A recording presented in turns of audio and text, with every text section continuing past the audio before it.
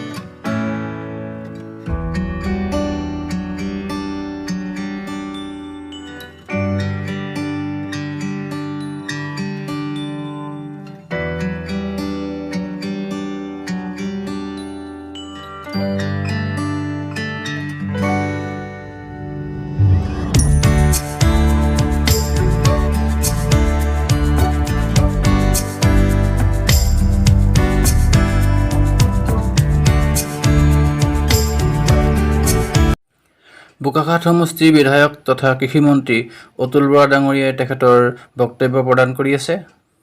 তাৰ বাবে কৃতিত্ব মাননীয় মুখ্যমন্ত্ৰী ডাঙৰীয়া, আমি সকলোৱে হাত তালিৰে তেখেতক বোকাখাতলৈ স্বাগতম জনাওঁ আৰু তেখেতৰ ওচৰত কৃতজ্ঞতা প্ৰকাশ কৰোঁ। জোৰকৈ হাত তালি। ধন্যবাদ। শ্ৰদ্ধেয় ৰাইজ হেণ্ডলুম টেক্সটাইল বিভাগে আজি হস্ততাঁত বস্ত্ৰশিল্পৰ আজিৰ দিনটোতে এটা ডাঙৰ কাম, মহৎ কাম, কোটি টকাৰ প্ৰকল্প ব্যয় কৰিবলৈ লোৱাৰ কাৰণে মই প্ৰথমতে ধন্যবাদ জনাইছোঁ মুখ্যমন্ত্ৰী আৰু মাননীয় বিভাগীয় মন্ত্ৰীক বহুত বহুত ধন্যবাদ জনাইছোঁ। কাৰণ আমি দেখিছোঁ যে যোৱা দিনকেইটাত কাজিৰঙা আমাৰ ইয়াত আছে, কাজিৰঙাৰ বাবেই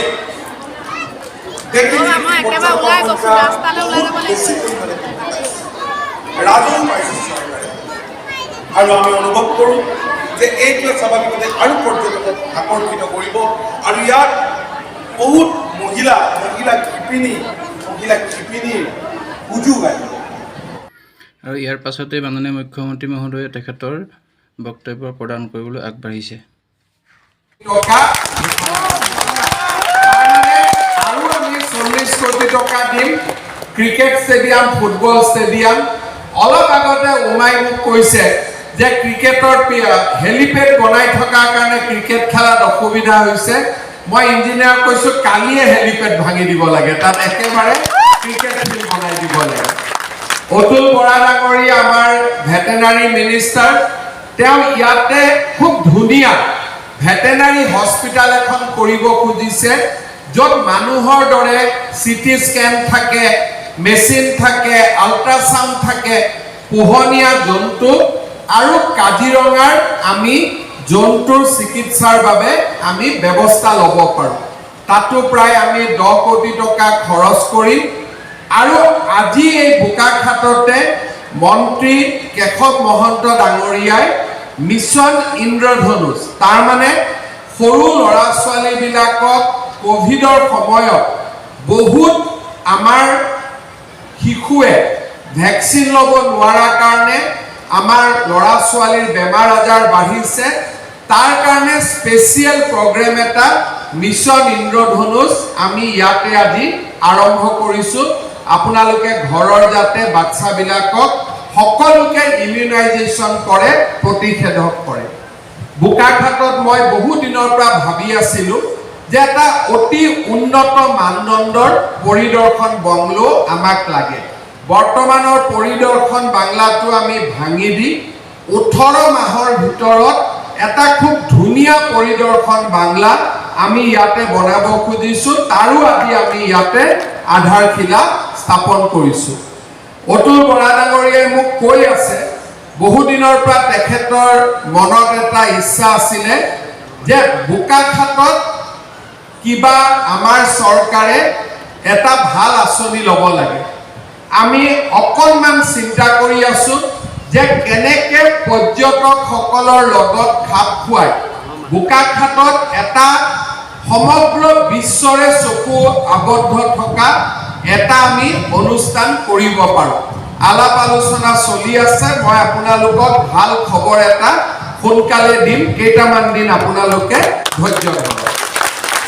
শ্ৰদ্ধাৰ ৰাইজ, আজি বোকাখাতৰ বাবে আৰু অসমবাসীৰ বাবে উমা চেত্ৰীয়ে ভাৰতীয় ক্ৰিকেট দলক খেলিবলৈ পাই গৌৰৱ কঢ়িয়াই আনিছে। আজিলৈকে ভাৰতৰ চিনিয়ৰ ক্ৰিকেটত মেন বা ওমেন ক'তো আমাৰ অসমীয়া খেলুৱৈ খেলিব পৰা নাছিল। উমা চেত্ৰীক মই আজি অসমবাসীৰ হৈ অভিনন্দন জনাইছোঁ আৰু তেখেতৰ সুযোগ্য পিতৃ লোক বাহাদুৰ চেত্ৰী আৰু দীপা চেত্ৰীকো মই ৰাজ্যবাসীৰ হৈ শ্ৰদ্ধা জনাইছোঁ।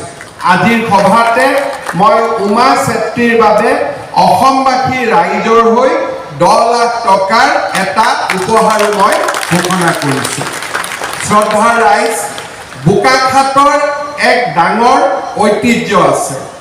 বোকাখাত বুলি ক'লে কাজিৰঙা মনলৈ আহে, কিন্তু কাজিৰঙাৰ উপৰিও নুমলীগড়, দেওপাহাৰ, কাকগোসানী থান, বাবা থান, লাথৌগড় আদিয়ে এই বোকাখাত মহকুমাক এক অনন্য মাত্ৰা প্ৰদান কৰিছে। আমাৰ ইয়াতে বহু বেছি পৰ্যটনৰ সুযোগ আছে। গোলাঘাট জিলাই 1 ডিষ্ট্ৰিক্ট 1 প্ৰডাক্টত জৈৱিক চাহ উৎপাদনৰ বাবেও তেওঁলোকে কাম হাতত লৈছে।